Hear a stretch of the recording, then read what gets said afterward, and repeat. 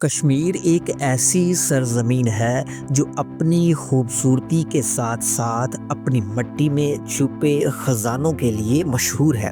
انہی خزانوں میں سے ایک خزانہ ہے کشمیری زعفران۔ صدیوں سے زعفران نہ صرف کشمیر کی پہچان رہا ہے بلکہ دنیا کے مہنگے ترین مسالہ جات کی فہرست میں شامل ہے۔ مگر آج کل ایک حیران کن تبدیلی ہو رہی ہے۔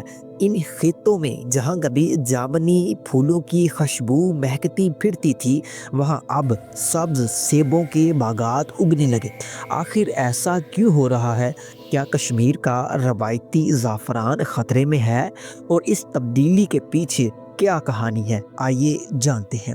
زعفران دنیا کا مہنگا ترین مسالہ ہے جسے ہزاروں پھولوں سے ہاتھوں سے توڑ کر حاصل کیا جاتا ہے۔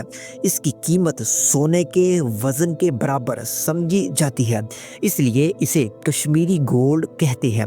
اس کی خوشبو، رنگ اور خصوصیات نے صدیوں سے بادشاہوں کی میز سے لے کر آج کی عالمی مارکیٹ تک اسے قیمتی بنائے رکھا ہے۔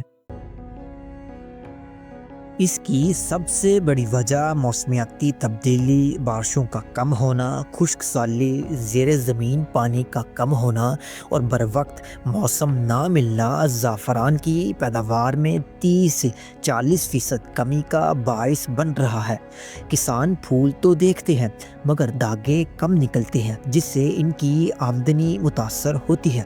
دوسری بڑی وجہ کم منافع اور زیادہ محنت۔ زعفران کی کاشت مہینوں کی محنت مانگتی ہے، پھر بھی اکثر فصل کا آدھا حصہ خراب ہو جاتا ہے۔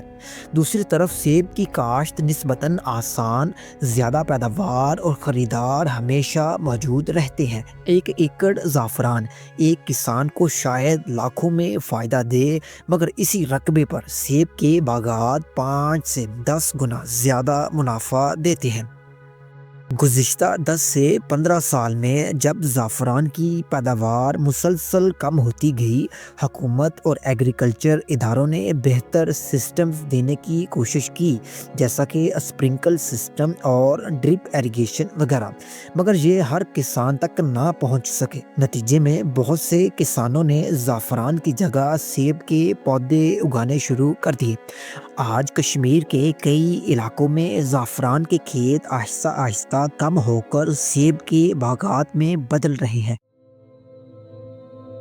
زعفران کھانوں، دواؤں، پرفیومز، مٹھائیوں اور روایتی علاج میں استعمال ہوتا ہے۔ ایران، اسپین، افغانستان اور کشمیر اس کے بڑے پیداواری خطے ہیں۔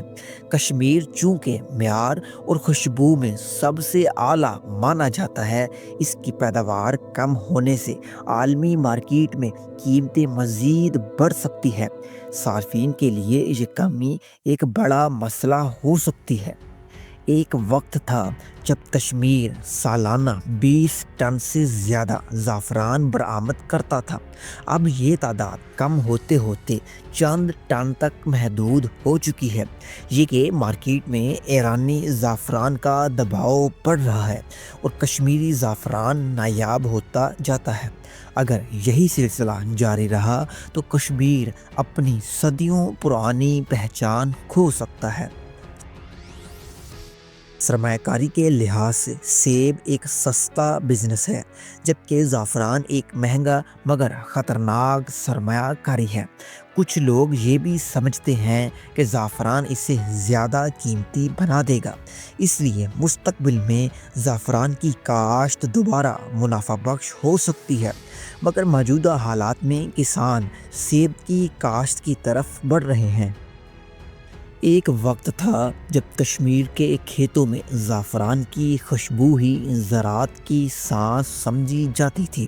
شالیمار باغ سے پامور تک یہ سنہری دھاگے کشمیر کی دھرتی کی شان سمجھے جاتے تھے، لیکن جب موسم بدلا، پانی کی کمی اور زندگی مہنگی ہوئی تو زعفران کا عروج ڈھلنے لگا۔ نہیں، ماہرین کہتے ہیں کہ اگر جدید ٹیکنالوجی، مناسب آبپاشی اور حکومتی امداد فراہم ہو جائے تو زعفران کی پیداوار دوبارہ بڑھ سکتی ہے۔